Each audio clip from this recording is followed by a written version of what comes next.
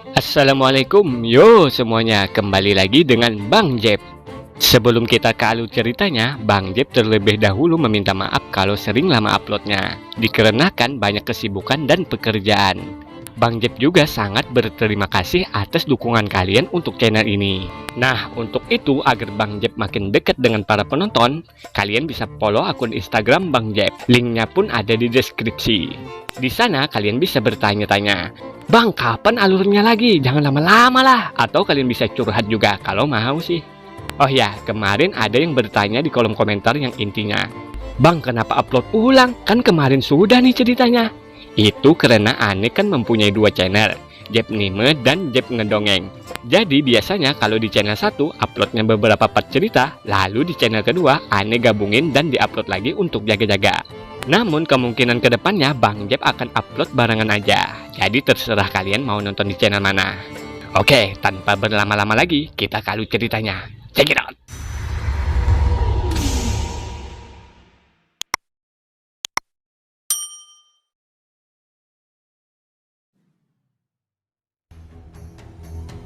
Cerita sebelumnya, saat sang MC kita menanyai tentang hadiah dari kejuaraan Piala Bintang, dan Meng Meng pun mengungkapkan tentang hadiahnya yang sangat menggiurkan. Sang MC kita pun tanpa pikir panjang lagi ingin mengikuti semua kategori dari kejuaraan Piala Bintang. Lumeng dan Kang yang mendengar saudara ketiganya ingin ikut di semua kategori, mereka berdua pun mengatakan apakah Sen sedang bercanda? Mereka mengakui kalau Sen ini kuat, tapi menurut mereka itu terlalu berlebihan, karena ini kompetisi semua klub. Namun Zhang mengatakan bahwa itu tidak mengapa. Kalau memang saudara ketiga kita ini jantan, maka dia harus mendaftar di semua kategori. Meng Meng pun setuju dengan perkataan Zhang dan menambahkan harusnya memang begitu agar lebih menarik. Sedangkan ketua klub menanyakan kepada Sen, apa Sen serius untuk mengambil semua kategori? Sen, kita tidak boleh asal coba-coba, kalau tidak klub kita ini akan jadi bahan tertawaan di seluruh sekolah nanti. Kalau bisa daftar sebisanya saja, jangan sampai reputasi klub kita ini hancur. Lalu Sen pun mengungkapkan bahwa ketua klub tidak usah khawatir. Menurut Sen, dia ingin meningkatkan kesempatan menang di klub ini, makanya dia ikut di semua kategori dan juga akan membangun citra klub yang lebih baik lagi. Mendengar itu, sang ketua klub pun merasa itu sangat masuk akal. Hanya saja kita tidak bisa mengikuti semua kategori, soalnya ada beberapa waktu yang bentrok. Jadi kita tidak bisa berpartisipasi ke semuanya, ungkap sang ketua sambil melihat jadwal. Tok tok tok tok tok tok. Tiba-tiba ada yang mengetuk pintu ruangan klub. Dia pun mengatakan ada yang ingin dia bicarakan dengan Hansen. Melihat itu, Meng Chun dan Li Zhenzhen berbisik, "Itu kan pelatih klub robot perang tempur. Kenapa dia datang ke klub kita? Apakah dia mau marah-marah tentang ketiga robot perang yang kita pakai?" Mendengar teman-temannya berbisik, Sen pun menyadari bahwa waktu itu dia melawan pelatihnya klub robot perang tempur. Luo Xiang yang bukan malam ini pun langsung tanpa basa-basi memperkenalkan dirinya bahwa dia adalah pelatihnya klub robot perang tempur dan ingin mengajak Sen bergabung ke klubnya, dikarenakan saat itu dia melihat sang MC kita mengendalikan robot tempur begitu hebatnya. Mendengar itu, saudara-saudaranya sang MC kita pun tak menyangka pelatih Luo Xiang mengajak saudara ketiga untuk bergabung. Padahal menurut mereka, pelatih Luo Xiang ini sangat disiplin dan mempunyai standar yang tinggi. Bahkan tidak pernah mengajak seorang murid bergabung dengan mudah di klubnya. Apa yang terjadi di antara mereka ya? Sedangkan itu, Meng Meng protes kepada pelatih Luo Xiang bahwa senior Sen ini adalah anggota klubnya. Jadi dia tidak mungkin bergabung di klub pelatih Luo Xiang. Mendengar itu, Luo Xiang pun tersenyum sambil mengungkapkan bahwa Hansen ini sangat berbakat. Jadi dia mempunyai masa depan yang cerah kalau dia dapat pelatih profesional di klub kami. Kalau di sini dia akan menyia-nyiakan bakatnya. Melihat itu, para ketua klub pun berpikir bahwa dia tak menyangka Sen langsung diajak pelatih Luo. Tidak banyak para murid yang dapat perlakuan seperti itu. Sepertinya Hansen akan setuju untuk bergabung. Lalu Sen pun mengungkapkan bahwa dia sangat menghargai penawaran pelatih Luo Xiang. Namun Sen sudah menjadi anggota klub robot perang berat, jadi Sen tidak bisa bergabung di klub pelatih Luo Xiang. Mendengar itu, teman-temannya pun tak menyangka bahwa Sen akan menolak penawaran pelatih Luo Xiang. Luo Xiang pun mendengar penolakan Sen yang begitu santun. Dia pun mengatakan bahwa dengan bakatnya Sen bisa membuat sekolah militer Elang Hitam menjadi pemenang turnamen liga dalam waktu singkat, dan itu adalah impian dari klub kami. Sen pun mengungkapkan bahwa dia tidak berniat untuk bergabung dalam turnamen, walaupun klubnya pelatih Luo Xiang lebih cocok untuknya. Lalu Luo Xiang pun mengiming-imingi kalau menjadi pemenang turnamen liga, maka Sen akan mendapatkan nilai kelulusan yang sangat bagus. Semakin tinggi penilaiannya, maka semakin tinggi pula posisi dan pangkatmu saat bergabung dengan militer. Aku tahu semuanya itu, tapi maaf, bukan ini yang aku mau. Pelatih Luo Xiang, terima kasih atas penilaianmu itu, ungkap Sen. Mendengar itu, pelatih Luo pun tak bisa apa-apa lagi dan ingin pergi. Namun sebelum pergi, dia pun mengatakan, kamu tidak tahu apa yang akan kamu hadapi setelah masuk militer nanti. Namun ketika kamu berubah pikiran, datanglah ke klubku dan temui aku kapanpun. Teman-temannya yang menyaksikan itu pun sangat kagum dengan sang MC kita karena menolak penawaran dari pelatih Luo Xiang. Lalu Sen pun mengucapkan terima kasih kepada teman-temannya karena telah mengkhawatirkannya. Jadi sekarang ayo kita latihan. Sedangkan dalam pikirannya sang MC kita, meskipun dia tanpa bantuan Luo Xiang, menurutnya dia juga akan bisa lulus dengan penilaian rank S. Karena tujuan sang MC kita ini adalah untuk berevolusi menggunakan gen darah dewa dan menjadi bangsawan. Menurutnya yang lainnya pun tidak penting.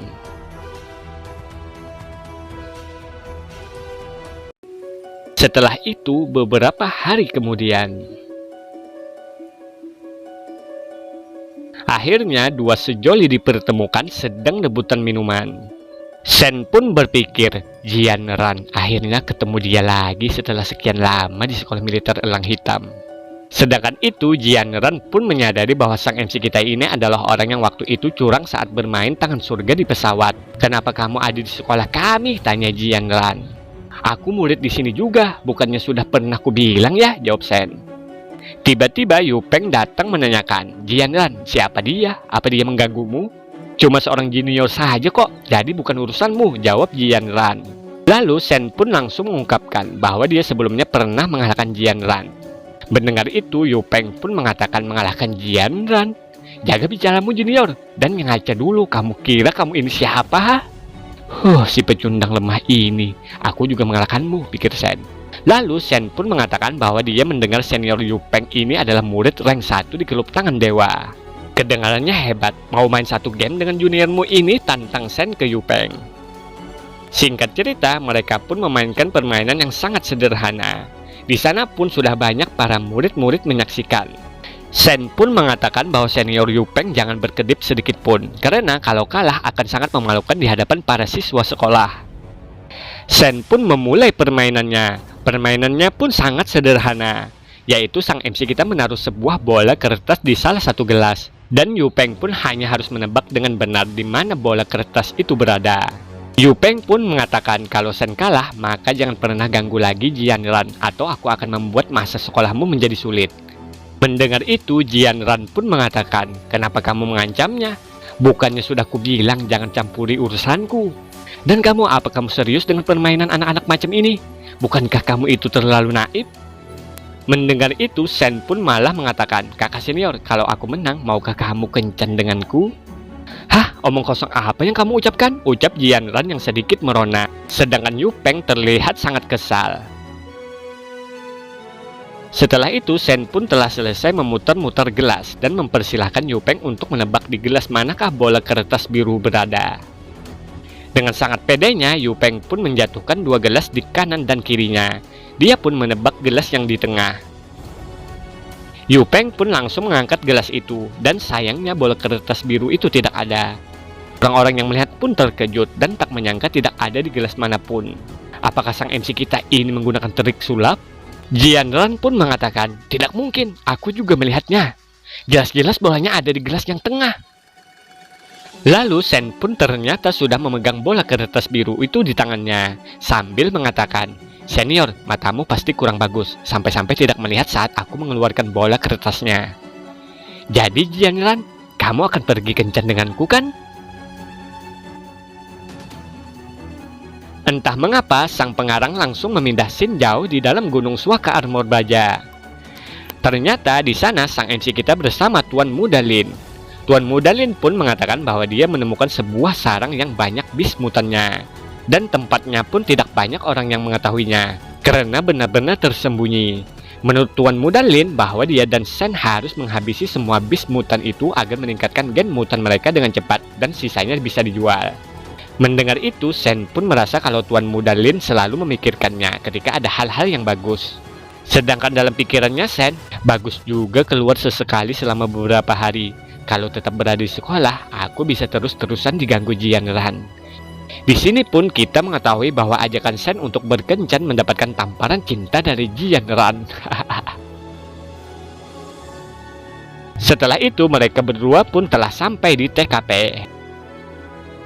Di sana pun banyak sekali semut kristal mutan roh. Sen dan Tuan Muda Lin pun langsung bergerak dan mencari tempat yang bagus untuk bersembunyi. Karena menurut Sen armor para semut itu lumayan kuat. Namun dengan busur dan anak panahnya sudah cukup. Jadi kita tidak perlu menghadapinya secara langsung. Lalu dirasa sudah mendapatkan tempat yang mantap untuk bersembunyi dari para semut, Sen pun tengah siap untuk menyerang dengan busur dan anak panahnya. Namun tiba-tiba ada seseorang yang menyerang para semut duluan.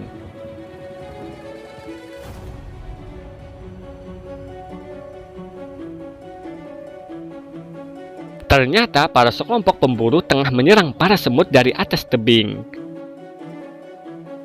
Melihat itu, Tuan Muda Lin pun bergumam, "Sialan para pemburu itu, bagaimana mereka bisa menemukan tempat ini yang seharusnya menjadi milik kita?" Namun Sen pun mengungkapkan bahwa jangan panik dulu. Mereka juga tidak tahu bahwa kita berada di sini. Karena mereka juga berburu, jadi biarkan mereka menikmati hal yang lebih menarik dulu. Lalu Sen pun langsung menggunakan busurnya sambil bergumam, "Salahkan keberuntungan kalian. Mencuri mangsa orang lain adalah keahlianku." Anak panah sang MC kita pun melesat dan menancap ke tebing yang dipijak para pemburu. Seketika itu tebing pun jatuh. Melihat itu, Tuan Muda Lin pun sangat senang. Para pemburu pun seketika itu juga langsung diserang para kawanan semut. Tak pikir panjang lagi, mereka pun langsung kabur terbirit-birit. Namun entah mengapa para kawanan semut tidak mengejar para pemburu lagi. Melihat itu, Sen pun merasa bingung. Tapi Sen pun tak menghiraukannya dan langsung saja memburu para semut layaknya memancing. Mancing mania mantap!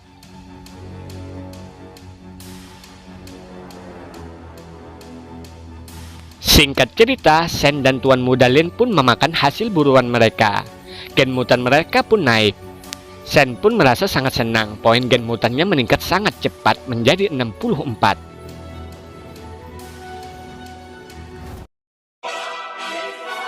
Tiba-tiba, Sen dan Tuan Muda Lin pun melihat semut kristal roh tingkat darah dewa telah terhimpit bebatuan. Sen pun menyadari kenapa sebelumnya para kawanan semut tidak mengejar para pemburu lagi. Itu karena mereka ingin membantu Ratu Semut bebas. Melihat ada kesempatan emas, Sen pun langsung menyerang sang Ratu Semut.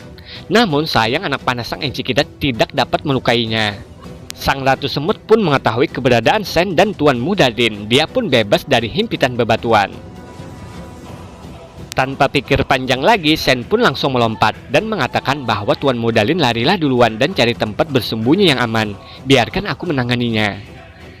Sen pun langsung memasuki mode jiwa bis Ratu Perinya. Sang Ratu Semut pun menyerang Sen. Namun karena Sen dalam mode Ratu Peri, gerakan Sang Ratu Semut pun berasa sangat lambat. Sen pun langsung menyerang Ratu Semut. Walhasil Sang Ratu Semut kristal roh tingkat darah dewa pun dikalahkan.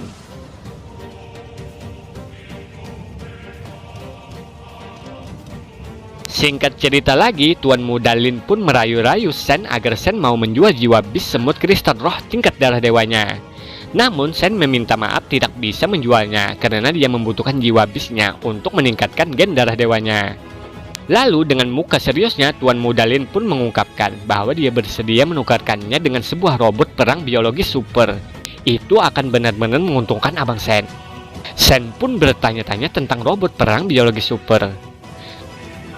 Tuan Muda Lin pun menjelaskan yang intinya robot perang biologi super adalah produk dari teknologi terkini industri robot perang. Dan cuma sedikit lab militer yang memiliki produk jadinya. Karena perusahaan Lin menyediakan logam khusus untuk militer, jadi keluarga Lin mempunyai peluang untuk memiliki prototipe robot perang biologi super. Prototipe, bukannya itu barang yang belum jadi? Tanya Sen. Lalu Tuan Muda Lin pun lanjut menjelaskan, disebut prototipe karena belum memiliki sistem persenjataan. Fungsi lainnya bahkan lebih baik dari robot perang biasa. Robot perang biologi super ini tidak ada kelemahan. Dia bahkan memiliki suatu teknologi rekonstruksi partikel. Robot perang ini akan berada di dalam sebuah koper dan bisa diaktifkan dan dipakai kapanpun. Prototipe ini tidak memiliki sistem persenjataan, tapi sangat kuat, bahkan jauh lebih kuat daripada seri mahkota bintang milik organisasi bintang semesta. Mendengar penjelasan Tuan Muda Lin, Sen pun merasa sangat ajaib karena sebuah robot perang bisa ada di dalam koper. Ayo, apa Abang Sen tertarik? Apa Abang bisa menukarkannya denganku? Tanya Tuan Muda Lin. Namun Sen pun menjawab bahwa dia benar-benar tidak bisa menukarkannya karena Sen juga sangat membutuhkannya. Namun kalau tidak keberatan, Sen mau menukarkannya dengan 2 jiwa bis. Jiwa bis rubah pasir bertanduk 1 tipe tunggangan dan yang satunya lagi jiwa bis semut kristal tipe armor. Mendengar itu, Tuan Muda Lin pun setuju dengan tawaran Sen. Menurutnya pertukaran ini cukup adil. Dia pun nanti akan membawakan robot perang biologisnya. Setelah itu, karena Sen sudah tidak dapat lagi memakan daging tingkat mutan, dia pun mengeluarkan peliharaan cacing tingkat darah dewa yang waktu itu dia dapatkan di gurun iblis saat mengawal Meng Meng. Melihat itu, Tuan Muda Lin pun bertanya, kenapa Abang Sen memberikan daging tingkat mutannya kepada hewan peliharaan? Sen pun menjawab dan menjelaskan bahwa jiwa bis peliharaannya ini tingkat darah dewa, dan aku tidak mengetahui kemampuannya. Jadi aku memberikannya makan dan melihatnya terlebih dahulu. Semoga saja dia berubah dan bisa berguna nantinya, ungkap Sen sambil memakan daging ratu semut tingkat darah dewa. Sen pun lalu berpikir, sayang sekali dia tidak bisa memanggil Meyong untuk ikut makan bersama. Dikarenakan Qin Xuan memberikan Meyong kepada Bigat. Jadi kalau si Meyong dikucilse dan ketahuan, maka akan sangat merepotkan. Sen pun berencana akan membawakan beberapa daging untuk dimakan Meyong nantinya. Melihat itu, Tuan Muda Lin pun merasa sangat iri. Ternyata Abang Sen mempunyai peliharaan tingkat darah dewa, dan juga Abang Sen memakan daging tingkat darah dewa di hadapannya, dan dia hanya bisa melihatnya. Aku sangat iri Abang Sen.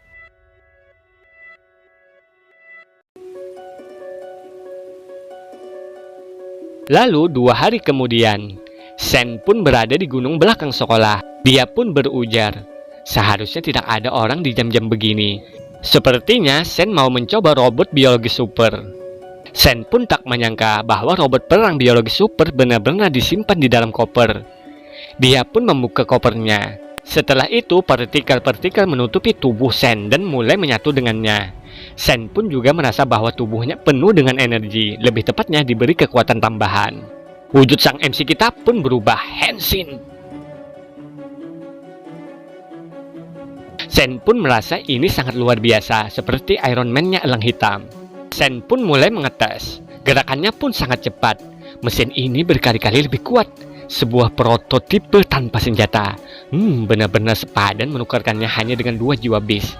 Dengan robot perang ini, aku bisa melatih teknik bertarungku, ungkap sang MC kita. Shin pun lalu berpindah ke tempat wartawan Kuan. Kuan pun menanyakan yang intinya tentang Piala Bintang. Apa saja keuntungan yang mereka dapat kalau meliput. Temannya pun menjawab kalau soal keuntungan seharusnya pertarungan individu.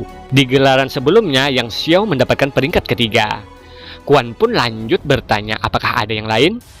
Temannya pun mengatakan yang lainnya semuanya buruk. Tangan surga cuma di tingkat rata-rata mungkin sekitar 20 besar. Lalu Kuan pun mengatakan bahwa dia pernah mendengar Yu Peng pernah dikalahkan oleh pacarnya Jian Ran dengan selisih 20 poin. Tapi si pacar misterius itu cuma nama internet.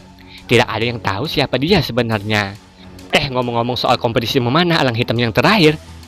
Soal itu ya, karena memanah tidak begitu terkenal, pertarungannya pun tidak begitu menarik.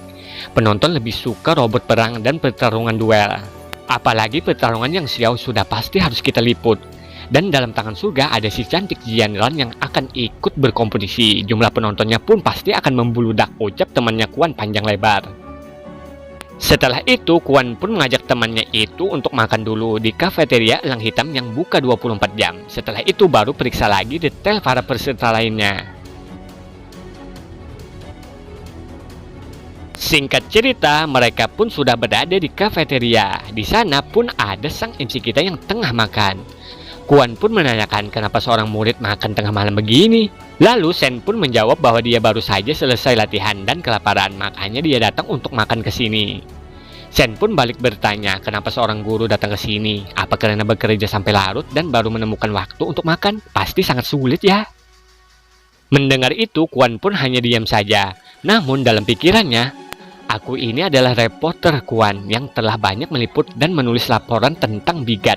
Setidaknya aku ini reporter terkenal. Bagaimana mungkin dia tidak mengenaliku? Setelah itu, Kuan pun menanyakan kepada Sen bahwa tadi Sen bilang dia baru saja selesai latihan kan? Latihan apa yang kamu lakukan? Sen pun menjawab bahwa latihan fisik biasa saja. Sedangkan dalam pikirannya Sen, mana mungkin aku memberitahukan bahwa aku berlatih dengan robot perang biologi super. Oh, latihan fisik sampai larut begini, pasti untuk piala bintang kan? Siapa namamu? Dan dari jurusan mana? Dan kategori apa yang kamu ambil? Tanya sang wartawan Kuan. Sang MC kita pun menjawab bahwa namanya adalah Hansen, kelas memanah, dan juga berada di klub robot perang berat. Untuk piala bintang, aku mengikuti semua kategori. Tapi ada satu waktunya bentrok, jadi aku tidak bisa ikut serta. Kuan dan temannya pun terkejut mendengar bahwa Sen ingin ikut di semua kategori. Apa Sen ini serius? Itu kan sangat melelahkan. Atau Sen ini berencana untuk main-main saja? Namun Sen pun mengungkapkan bahwa itu tidak sulit. Kalau dia berusaha sedikit saja, pasti dia akan mendapatkan beberapa peringkat pertama. Mendengar itu, temannya Kuan pun mengatakan, itu bisa saja kalau kau berada di klub robot perang tempur. Namun kalau di klub robot perang berat, jangan harap. Aku sarankan kau ikut kategori yang lebih mudah saja. Misalnya memanah dan tangan surga. Hah, itu sangat tidak menantang. Aku bahkan menang melawan orang terkuatnya dengan selisih 20 poin. Kalau begitu, aku pergi dulu. Nikmati makanan kalian ya, ucap Sen sambil pergi. Temannya Kuan pun mengatakan, murid-murid zaman sekarang sombong semua ya. Namun beda halnya dengan Kuan yang menyadari 20 poin. Apa kau masih ingat Xiaolu? Nah, akhirnya kita mengetahui juga nama temannya reporter Kuan. Apa kau masih ingat Xiaolu soal pacarnya Jianran yang kamu sebutkan tadi?